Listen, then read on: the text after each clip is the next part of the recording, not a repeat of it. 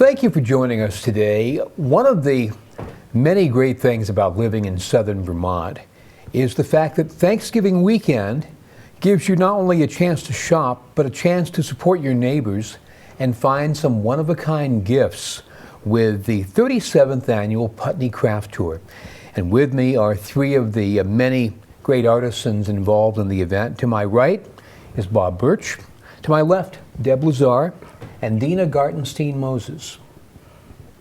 Thank you all for coming in. Thank you. Thank you for having us. So 37 years, gosh, none of you look a day over 40, so how did all this get started, and who's been doing this the longest? Bob. Yep, from the beginning. So, yeah, it's been a good run so far. What was the idea behind it, Bob? I mean, you work in your studio, and all of a sudden, during a weekend when most people are rushing about, worried about the start to the holiday season, or taking advantage of a long weekend to see friends and relatives, or genuinely take a break, you all are working. Yeah, well, we love working, so we love what we do. But it started with 3 or 4 different studios wanting to sell either seconds or firsts and take advantage of the Christmas season. And so it really morphed through many different kind of forms. There were people, several galleries downtown Putney, and then a couple galleries that sold work in town, but it basically kind of developed into doing a driving tour within about 10 miles of Putney, and right now we've got 27 stops altogether. So cheese makers, wine makers, weavers, painters, glass blowers, potters, so a blacksmith or two. Jewelry. And jewelry. That is impressive. I mean, you know, in the first place, trying to be both an artisan and a salesperson must be at odds with one another. And to be able to bring people into your studios must be both a blessing and a curse. You're absolutely right. He gets the shop cleaned up once a year. Yes, it does. And we hope that nobody comes in when it's at that phase where you're in heavy duty production, there's stuff everywhere, and people think it looks pristine all year round, and it doesn't. Yeah. But all of you are, I've seen your work, extremely talented. And do you find that this weekend does anything to be able to raise the level of your business, or how do you look at it? Yeah, it's been great for me. It's been really great meeting people. People come here from Massachusetts and Connecticut and New York. They'll come for a day trip.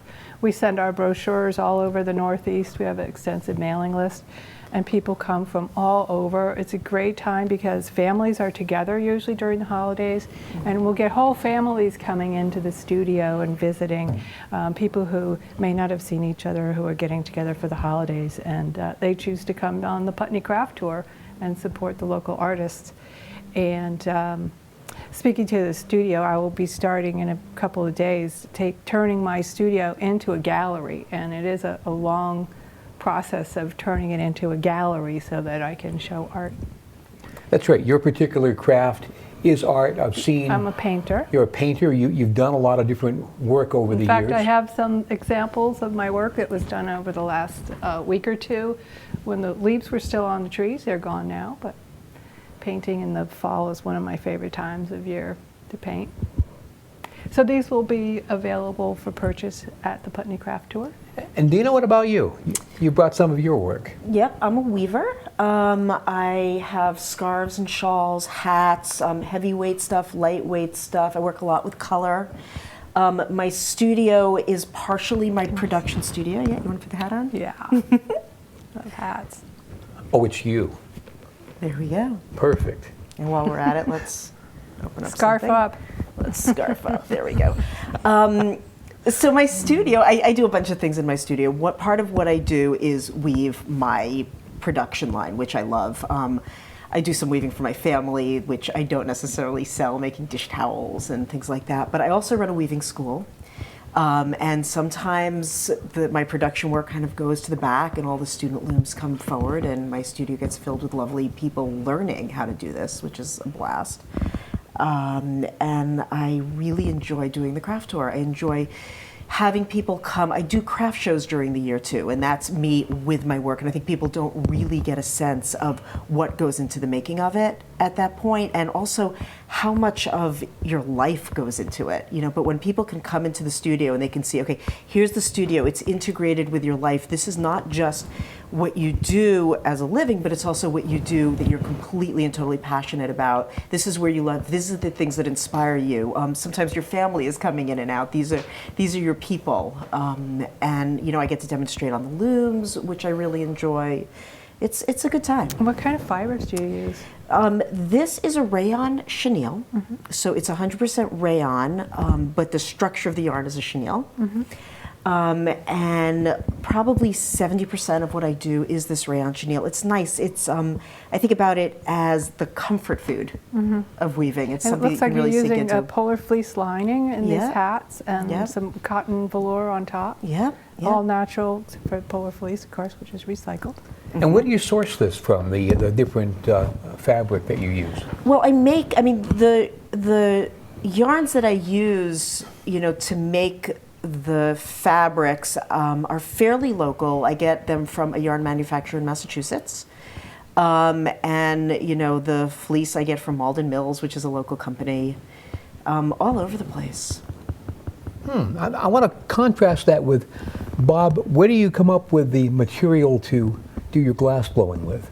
The basic material, the glass, comes from North Carolina, and they bring in different parts of the glass or elements of the glass from all over the country. The colors, most of the colors that I use are German, made specifically for this type of glass. This would be a copper glass. This piece has gold and cobalt in it. This would be cadmium and selenium. So a lot of different elements for the colors. It's a soda lime glass, and it's made for this type of glass blowing. So it has a... Are there any advantages to having a studio in southern Vermont? Does it allow you to do your work differently, or is it more the ability to do it in a relaxed setting? Yes. I love answers like that, especially when the question was long. With the way the market is now, we sell all over the world. We're mainly in the U.S., but we ship to galleries. And so we have access to a really good market that way. And then you have the advantage of being in Vermont, which is just an incredibly wonderful place to live. And just the lifestyle and the personality. And I drove to Boston last week, and now it reinforces why I don't live near a city. It's difficult. So we have the best of both worlds. And when you come on the tour, you're able to see that, and also you're able to see kind of the history. If you're buying gifts for someone, there's a story to go along with it. And sometimes I grab somebody out of the, I guess we'd call them audience, but and have them give me a hand with some blown glass, you know, putting a stem on a pumpkin or something like that. He does a demonstration during the tour, so if you want to see glass blowing, that's the place to go. For the last few years, we've been kind of focusing on kids, because a lot of times people don't know the glass is really hot. It's at 2,000 degrees. You should be able to tell by the color. Sometimes you can't. But so we set things on fire and shoot light down glass tubes and drop stuff on the floor and just have a good time. And also you can see our duck too. We have a duck that's paralyzed that you can come and visit. So it sounds like not only is it a way to get some people going to different events, but it's also a lot of fun to interact with different people who come in. Absolutely. Most of us have cider or some sort of snack, and And there are different demonstrations. I'll be working on a small painting. I don't know, will you I will be weaving, You'll and be I weaving? also have a loom set up that people can try. So I'll sit people down, I'll get them making fabric. Nancy Colicchio has many different frames, and her paintings, you can try out different frames there, so that's always fun to do also. A lot of the people on the tour, in fact, I'd say most, are nationally recognized craftspeople. So the quality of the work that you're going to see is exceptional. So That's interesting. We've got nationally recognized craftspeople right in our backyard, but the average citizen may or may not know it. It's Why? interesting. Yeah, I hope we get a lot of people coming from the local area. We do get a lot of people usually on the first day from out of town, and then more local people tend to show up.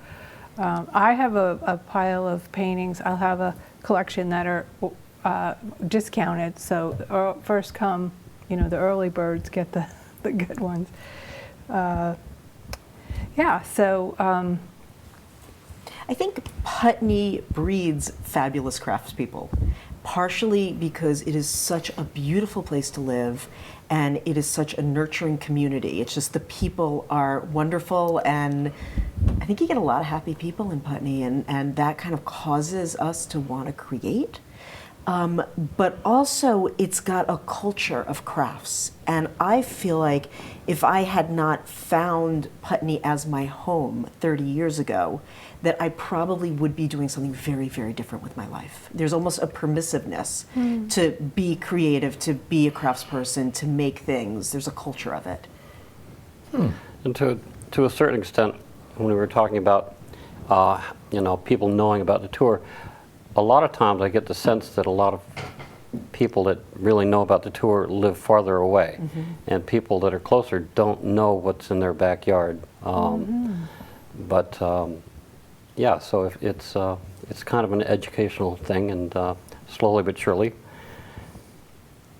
Sounds So, and also we do get anywhere from 750 to 1,000 people through our shop on any weekend. So it can get really busy. So let me do the math here. 750 to 1,000 people coming to southern Vermont. No doubt they've driven a distance. They brought their checkbook, and they'll be doing other services as well as buying crafts during the weekend. Absolutely. Sounds like a win-win all the way around. yeah. It is. There's restaurants that have specials for that day and that evening. There are other events going on in terms of theater and puppetry and different things like that, so that you can turn it into a complete weekend. Sounds like a lot of fun. I mean, you've got roughly 25 or so craftspeople, and if you break it up, that's maybe 7, 8 per day? Manageable? Yeah. Yeah, I mean, most people don't come from the whole 3 days. And when people come for the first time, and a lot of how people hear about the craft tour is there's many of us who are going all over New England doing craft fairs. And when we go to a craft fair, we'll bring the brochures and somebody will pick one up and we'll explain what it is and we'll explain how wonderful Putney is. And they get interested and they come. And the first time around, people tend to want to hit lots and lots of studios. And they get a little overwhelmed, and halfway through the day they realize that there's just no way they're going to get to everything that they want. And over years they kind of tend to hone in, and people pick their favorites, and then maybe they'll go to 1 or 2 new ones. Everybody's got a different way of doing it. My suggestion, if you've never done it before, or even if you have, the brochure has a map in it, okay? And a lot of people, what they do, a lot of people, what they do, and everything's numbered, thank you.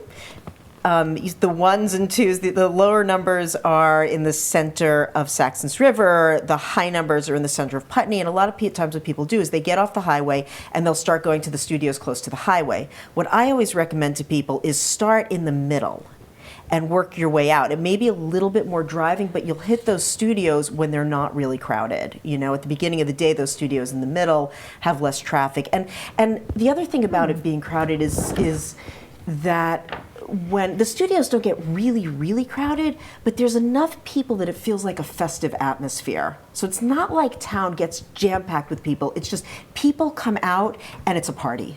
And it's lovely. So it's not like you want to go somewhere where there's nobody, but it's nice to kind of start in the middle, and then where you've got a little bit of spaciousness and you get a little bit more attention from the craftspeople.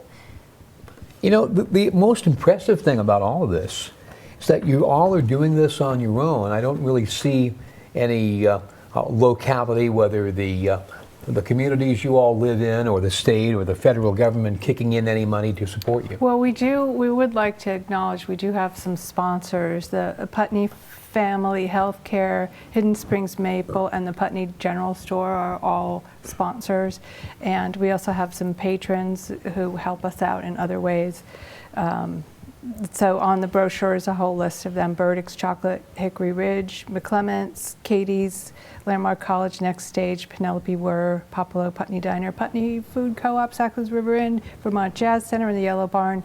So they're all helping us in some way or another, all these groups. So we don't do it alone, that's for sure. Well, that's good, but it sounds like this wasn't easy to start up and just has kind of been growing over the years, and you've gone through your growing pains. The wonderful thing about this particular group of people and the tour itself is that we do all the work ourselves for the most part. We have someone doing some publicity for us, but it's a group effort, and we have periodic meetings to get together, and it's all been kind of, it's grown, you know, kind of all by itself with a whole lot of work, but it's just developed over the last, 30, how many years? 37? 37, wow. Yeah. The only problem with being a part of the tour and demonstrating is that you don't get to go on the tour. I've never been on the craft tour, and I really want to go. Yeah, I know. Well, I'm not really sure that I could stand in as Bob Birch for a weekend. You could. Just for an hour or so. You're full of hot air, so... Oh, bless you. I did one morning, I was in one of those stops in the middle, and I sort of at 10 a.m. one day, I snuck out because I really wanted to go to the Cheese Cave. Oh, and I yeah. snuck out and ran back in before anybody got to my studio. So this year So we get have ready. two Okay. new people on the tour. We have Ruthie Siegel, who makes felted toys, and Putney Mountain Winery is also on our tour this year. Well, any tour that includes the Putney Mountain Winery can't be all bad. No. Yeah. They really have taken off. It's just a great growth story. They definitely have the Christmas spirit. Well, they just add an S to that, Christmas spirits, and it probably would work fine. Curious, how did you all get started with your crafts? Who wants to jump on that? I'll jump on it first. I basically fell in love with glass blowing when I saw it done. And I had several opportunities that just allowed me to be a self-taught glass blower. I was at a school, I wasn't a student, and they decided to build a glass shop. And I was just kind of hanging out at the school, but I helped build a shop and stuff like that, and then we taught it for several years. So that was how I kind of got involved, but I just really fell in love with it, and I still love what I do. So really, there's still new ground that you haven't covered yet. The more you learn, the more there is to learn. It just gets bigger, and more colors and more designs and more techniques. It's wonderful. I'm going to throw that same question at both Deb and Dina. Okay. Okay, so first? yeah, I took, when I was in college, I took one class on weaving, and we made a scarf, and I saw the process once. I grew up in Brooklyn, New York, and nobody wove in Brooklyn, New York. It just was not a part of the culture anywhere there, and any looms around. That's changed quite a bit, but it just wasn't, and it wasn't part of the culture. And then I remember somewhere kind of hearing, oh, people make fabric, looms exist, and then I found this course in college. When I went back a few years ago, we were doing, I think it was our 35th, and we all kind of were putting out our histories of how we got to where we got to. And I went looking through some old photos. I actually found photos from a class trip that we did when I was 13 to Sturbridge Village. And what I had taken pictures of were the looms. It was just, there's something in me that was fascinated with it. So when I graduated from college, I got myself a loom, I got myself a good book, I figured it out, you know, and then along the way I filled in with classes. I've studied, you know, the Vermont Weavers Guild did an excellent 2-year-long program where I got a lot of the technical pieces. But it's really, there's no clean path to becoming a master weaver, and it's a little bit here and a little bit there. And the same thing like with what Bob said about how there's still more to learn, and and it's like you start going down a certain path, you know, and it might be color, and it might be texture, and it might be wearables, and it might be dish towels, and you start going down a certain path, and then you go deeper and deeper and deeper into that path. But there's, you know, 30 other paths that you're not taking at any moment, and everywhere you get, there's like so much more to explore. Kind of like we all have the same stories from different beginnings. Yeah, I absolutely feel the same way she does. When I'm out painting, I usually find myself channeling one artist or another for no apparent reason, just because that's how I'm painting that day. But I started painting in nursery school with finger paint. That's when I got started. And then I got a degree from Wyndham College in studio art, and I'm using that degree today, actually. I learned how to hang a show and learned a lot of technical skills, and now I paint in this impressionist, realist way. Mostly I do plein air. I do competitions all over the country where I go and paint competitively for a couple of days, and at the end there's an exhibition and you can win awards and sell your work. And I've traveled to Telluride, Massachusetts, Maine, Florida, and done these competitions. And it's quite a big movement actually in the country right now, the plein air. There are some paintings down at the museum from some of the artists that I paint with in these competitions. You mean the Brattleboro Museum and Art Center? There's an exhibit right now with some of those, you know, world famous artists that I paint with. I love being able to travel all over the country and paint. It's just great. I've taken some classes at Village Arts of Putney. They're not part of the tour, but they bring in artists from all over the country, and I've taken classes there and taken classes other places. So I find artists who paint in a way that I like, and then figure out if I could take a workshop from them, and I learn something every time. But every time I start a new painting, it starts with a blank canvas, so it's always a hurdle. It's always a surprise to see what I end up with. So I wanted to talk a little bit more about some of the other artists on the tour. That would be great. I have a little bag here that came from Green Mountain Spinnery, and they also do handmade items. This is a lovely wrist warmer, and a hat, which was knitted with their wool. And they sell these lovely baskets. You can buy any, they have an amazing collection of colors of wool. I think this looks like All natural colors. Yeah. Natural. Yeah, Yep. they have a Witten mill there, which is really interesting to visit, actually. There's another artist, Nancy Colicchio, who's also a landscape painter on the tour, and Judy Hawkins. They're both in Westminster West. Ian Eddy, I think he's #1, right? He's Yeah, always number Ian's one. always number one. And Jenny, his wife, puts together our brochure. She's amazing. We have Peggy and John Ewald, Peggy O'Toole, who does these beautiful tiles. And this year, Peter Dixon, Parish Hill Creamery, will be selling their cheese.